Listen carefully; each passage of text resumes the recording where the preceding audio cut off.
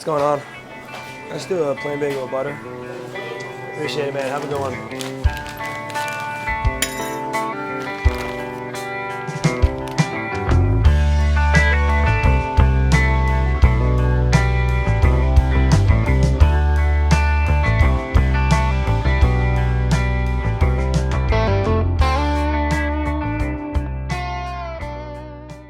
YouTube, welcome to episode 2 of the Road to the Leadville 100 Prep. If you're watching this video, 1, I appreciate you. 2, you're probably wondering how I'm structuring my week to get ready to run 100 miles in the mountains of Leadville, Colorado. I'm wondering the same thing. People are gonna watch this and think, Matt, I thought your diet was so good. I think I have a plain bagel with butter 5 out of the 7 days of the week. What we're gonna do today, I'm going to the gym right now. I'm gonna go for my run on the treadmill. I'm gonna talk about treadmill runs a little bit and how you can make it just as beneficial as running outdoors, including speed work as well. I'm gonna go through my lift, and then we're gonna go over my full week of training and what it looks like and how I'm structuring it to get ready to do this. I don't have a coach. This is all on me. Take everything with a grain of salt.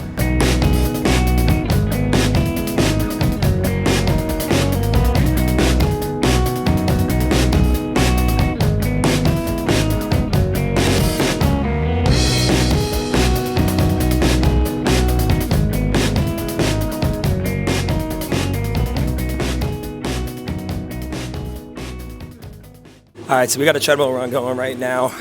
What we're gonna do is, 1 mile, 3% incline, 6.5 speed, so that's a 9:15 minute per mile pace. And then half a mile, 15% incline, 5 miles per hour, which is a 12 minute per mile pace. This is hard. We're gonna do it till we hit 8 miles and then get into the lift. So there's a lot of stipulation around treadmill runs. And I personally think treadmill runs are a huge benefit for training, especially if you use it in an intentional way. Now, if it's a cop-out because the weather outside, then no, because you're not going to have that decision race day. Here's a few reasons why I love running on the treadmill. Number 1, it lessens the load on your joints. So if you just came off a big workout, it might be good to do a run the next day if you have that scheduled on the treadmill, so that your joints aren't going to be as banged up as they would if you're running outside. Plus, it's a controlled environment. If you want to run on 1%, 2%, 3%, you can. Control your speed here, keep it easy. It's almost probably smarter to do that rather than going outside again. But here's the thing with treadmill runs. If you are running on a treadmill, you want to make it harder than what it is outside, because this is a controlled environment, so you want to negate those conditions. So always running on incline and running a smidge faster than where your easy pace would be outdoors. If I'm doing speed work on here and I need to hold a 6:15 outside, I'm holding a 6:05 on here. So always making the conditions harder than it has to be. Oh, we just hit a mile. I'll resume after. Okay, that was hard. As I was saying, with treadmill runs, they're just as beneficial if you negate the conditions that you're on. So being a controlled pace, it's holding you accountable to it, go faster. Being as flat as you can, instead, go a little bit more inclined. So no matter what, you're gaining 100 to 300 feet maybe on some speed work. You do speed work on a slight incline, you're gonna gain a lot more fitness than you would if you did it on a track on flat ground. And that's the truth of it. But don't make it too much where it's gonna take away from the quality of the work. If you're supposed to hit a certain split, but you have it at a 4% incline, bump it down a little bit.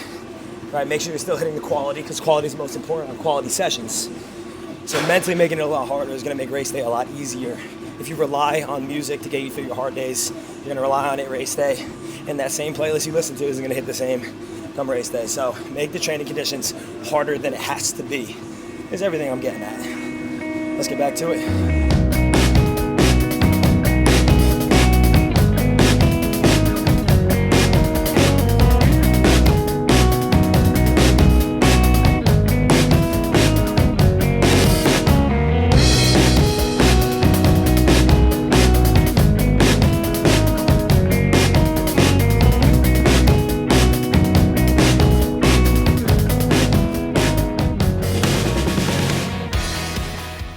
I gotta be honest, this one caught me off guard. Hurting a lot more than I thought I would be. Heart rate's so damn high on that incline. I'm at like a 175, pushing 180. One more set.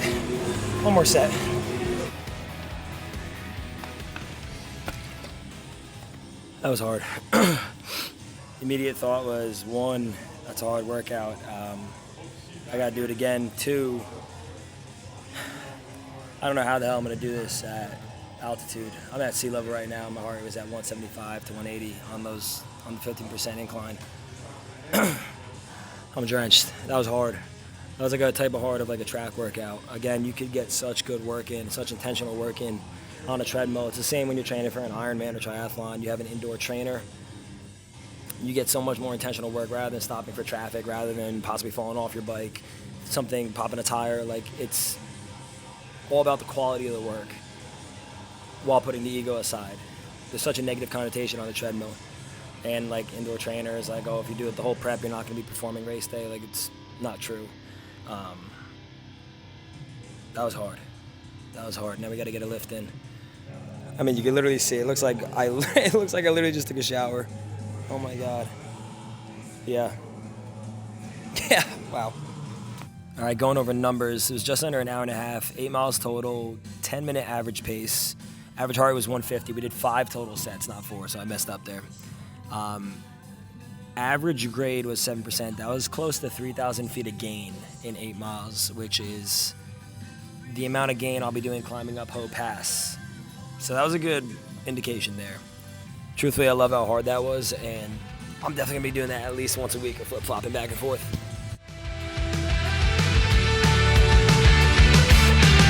Do you lie awake at night? Are you afraid to turn out the lights? Is there something you're scared of? What's there out in the dark? Make sure to keep all your windows locked. Do you surrender? You try to stay awake. These walls you can't escape. Here's some free sauce on lateral raises. If you want to get more out of each rep, you're going to notice I'm standing with my hips facing out and the pull is going opposite. This is going to give you more of that stretch initially rather than starting here. Slight difference. You'll feel more of that pull when your hand is starting on your back hip pocket, almost back glute. And then there's going to be, I'm bracing with my left hand here, so there's no give going back. So there's tension throughout the entire rep. At no point during this rep is the tension lost. When you're using dumbbells, at the bottom of the rep, there's no tension there. So you're getting it the entire time here, and it's gonna make it a lot harder that way. Are you just hiding? Yeah, walking into the fire, talking like you never die, like you're immortal. You try to stay awake. These walls you can't escape. Here's one for the lonely hearts, for the ones that fear the dark. You better run out of here. Run and lift complete. I just forgot that I'm co-hosting a shakeout run tonight with Peloton, so I'm going to run another 3 miles. So that's going to be 11 miles on the day. Bigger day. We have 15 miles tomorrow. I'm going to get into what my week looks like after I have a huge meal to replace everything I just lost. So we're going to go to the grocery store, pick up a few things, and then we'll chef it up. I'm going to put together like a yogurt type of thing that I saw my friend Xavier do. So we're going to get the Sigis. I don't know. It's got a lot of protein in it. No artificial flavors, no added colors, no sweeteners, no gums, no preservatives, no stevia. So we're going to throw in some organic, raw and unfiltered honey on top. I'm going to keep it really simple just to get extra protein and change up what I usually do. Now we just got to find blueberries. Here we are.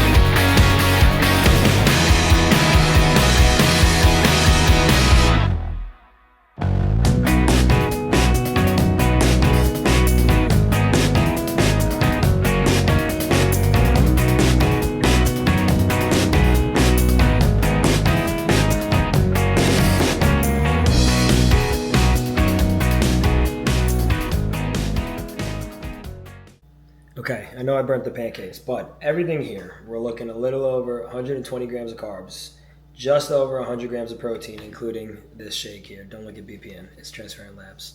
And then with this here, plus the protein added in, all that is a little over 100 grams of protein, 120 grams of carbs. I don't know how many fats, but those are the two most important things for me. Okay, showered up, ate, and now I'm in my Therabody Jets Boots Pro Plus before I got to head to Brooklyn in like 2 hours. These things are insane. If you have the money for them, go for it.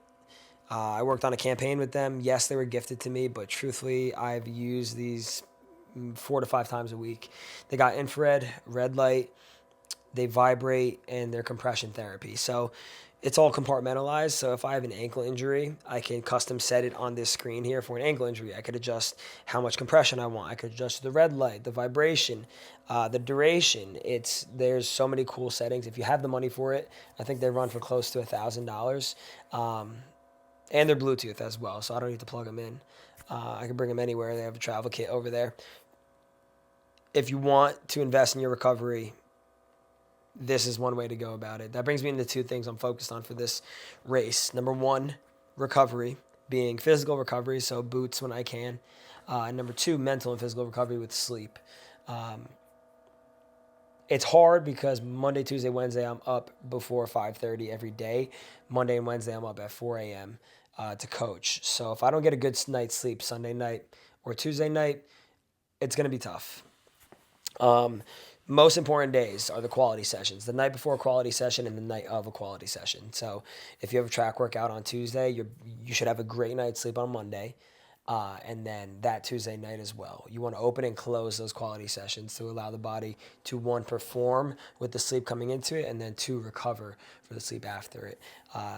And although my sleep's been bad this past year, I make sure my quality sessions are always followed up by good sleep or leading into it with good sleep. It's also going to help prevent injuries. It's going to help you just perform better overall.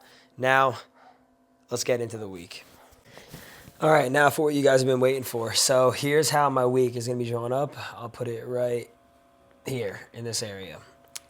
Monday, semi-long run and chest and tries. So I'm doing runs and weightlifting session every day of the week, but 5 days of the week I'm doing the weightlifting session.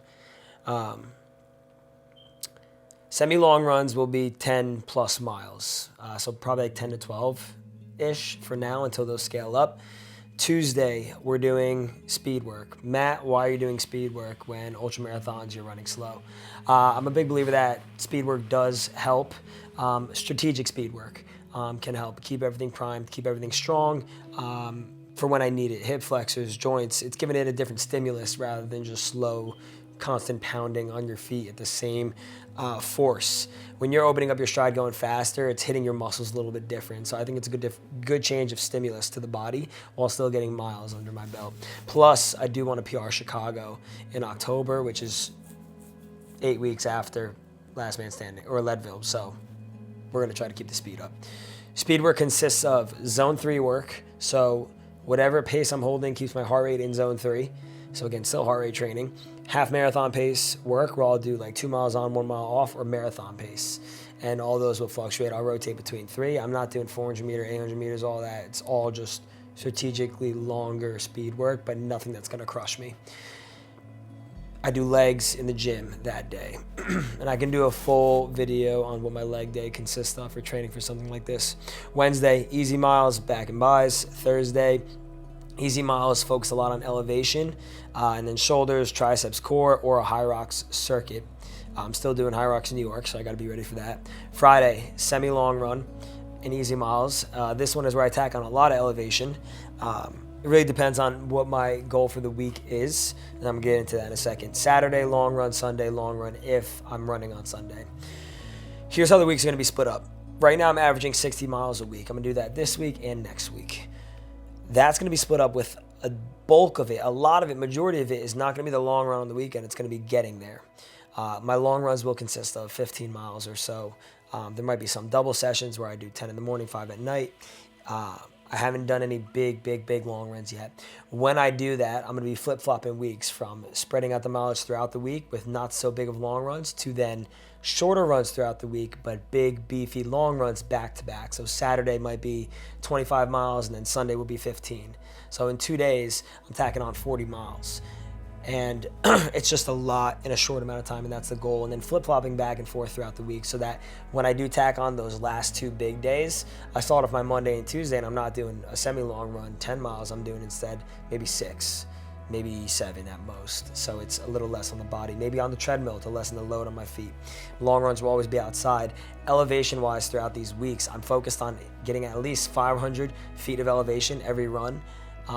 Even if it's a 5-mile run, finding 500 feet at least.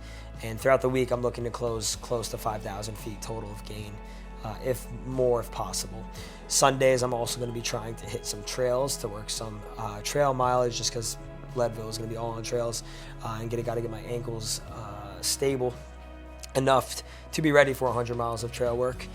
Other than that, that is what the week looks like. It's a lot. I know it's a lot in a short amount of time. I can do a better breakdown of it, but that is what the Leadville 100 prep looks like and how I'm going to be going about this. And again, this is all off my own knowledge. I'm Mike. I'm my own coach for this. There's nobody telling me what to do. I'm not looking at videos on YouTube or videos of other people doing these runs. Today's run, I literally hopped on the treadmill and was like, I like this idea. Let's do it. And it just comes to me sometimes, just when you're in it for so long. And so I have a lot of work to do. I'm scared. I don't know if I can do this. I don't know if my body's going to hold up throughout this prep, because my body has never held up throughout any prep. And there's a lot on my mind, but the only thing I can do, as in an ultramarathon, is focus on the next step, which is recovery and hitting my run tomorrow. I can't focus on running the Leadville 100 if I don't get past today, if I don't get past tomorrow, if I don't eat right today, if I don't get good sleep tonight. So winning the micro is going to get me to crossing that finish line in under 25 hours and getting that big belt buckle. With that being said, that was episode 2 of the Leadville 100 prep. My name is Matt, and I'll see you guys on the next one. Also, don't forget to like and subscribe. I'm not used to saying this stuff in videos because I'm all used to short form content. So like and subscribe. There's a lot of time that goes into these videos, and I'm really excited to get into it, and I want to deliver as much value as I can. So thank you guys.